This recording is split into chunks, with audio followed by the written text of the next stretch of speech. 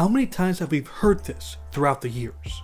That LeBron's game resembles the greatest point guard of all time, Magic Johnson.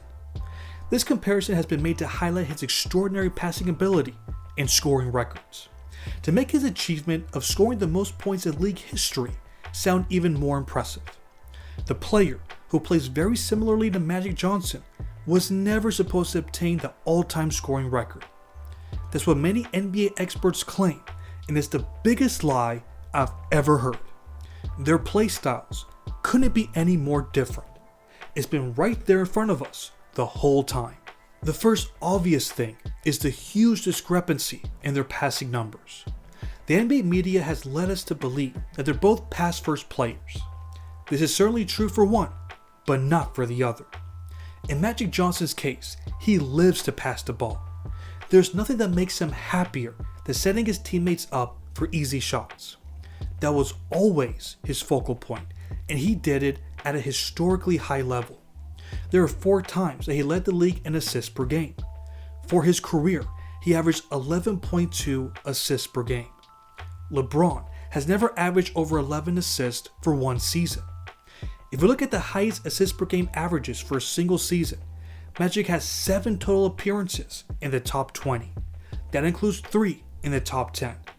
LeBron only has 1 appearance in the top 100. That's all the way down in the 84th spot. In the playoffs, Magic became an even more dominant passer. This is where you show who you really are as a player. You always want to rely on your strength in these spots, and Magic torches opponents with his incredible passing skills.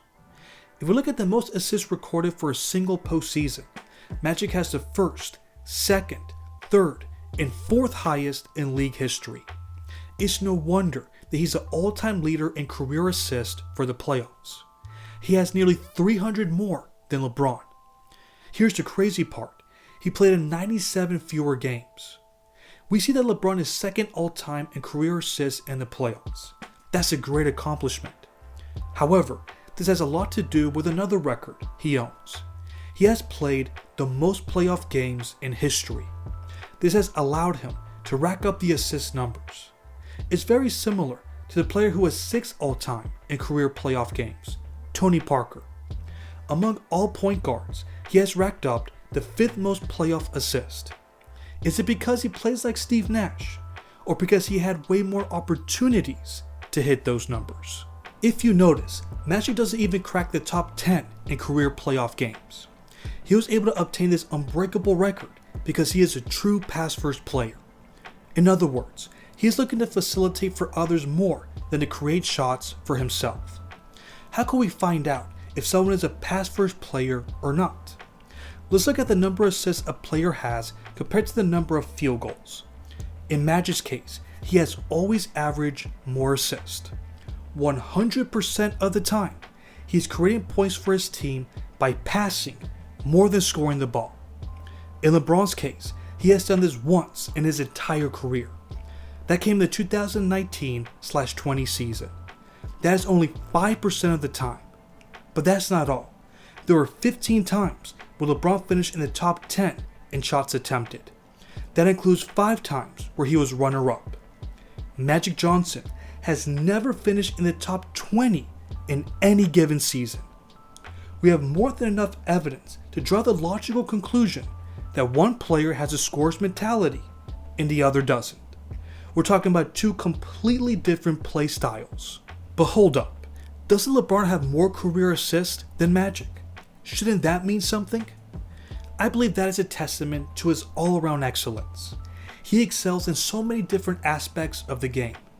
Passing is certainly one of them. His court vision and passing skills aren't being brought into question here. But comparing it to arguably the greatest passer of all time is a stretch. LeBron finishing with more career assists has more to do with longevity than anything else. Consider how long it took him to surpass Magic in assists. It took him a total of 1,381 games. Keep in mind that Johnson played a total of 906 games. That means it took him 475 more games just to surpass him. That nearly equates to 6 full seasons. To put that into context, Shai Gilgeous-Alexander hasn't even played that many games in his 7-year career. There's levels to this, and LeBron is not on Magic's level in the passing game. I would compare this to Reggie Miller's scoring prowess.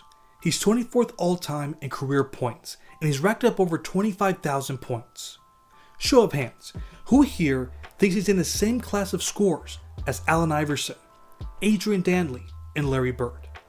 He has more points than all of them.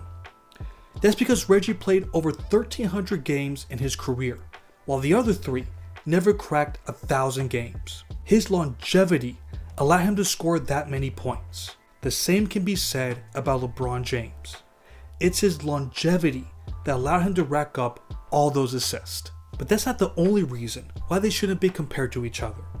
It's something that's more convincing than all the numbers that are out there. It's their mentality, specifically in the way they handle themselves among their star teammates. They both have had the fortune of playing with some stacked teams. Magic has played with supremely talented players such as Kareem, James Worthy, Jamal Wilkes, Norm Nixon, Bob McAdoo, and Byron Scott. LeBron has played with all-time great talent such as Dwayne Wade, Chris Bosh, Kyrie Irving, Kevin Love, Anthony Davis, Russell Westbrook, and Carmelo Anthony.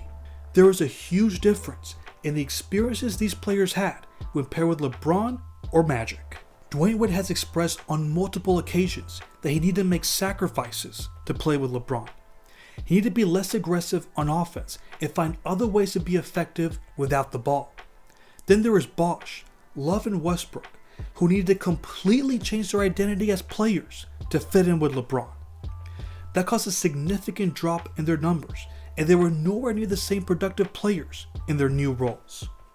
The concept was always the same. He didn't sacrifice for you. You needed to sacrifice for him. It was the only way the team could strive. When has that ever been said about Magic Johnson? He's the one that finds a way to adapt to his teammates' strengths. He doesn't dominate the ball the way LeBron does. He will allow his teammates to shine, and he is more than willing to take a backseat on offense to his teammates. That is a fundamental difference between these two players. Magic can dominate without scoring. LeBron has never mastered this skill. He needs to score to be the best version of himself. For example, of all those talented players LeBron has played with, did you know that he has been the team leader in points for every single season except for one? Would a past first player ever be accused of this? If he was truly like Magic, wouldn't he take a back seat to all his star players and be happy with finishing as second or third in scoring for his team, as Magic routinely did? In his case, Jamal Wilkes, Norm Nixon, James Worthy, and Byron Scott all hit career numbers while playing with him. He didn't just make his teammates better, he made them the best versions of themselves.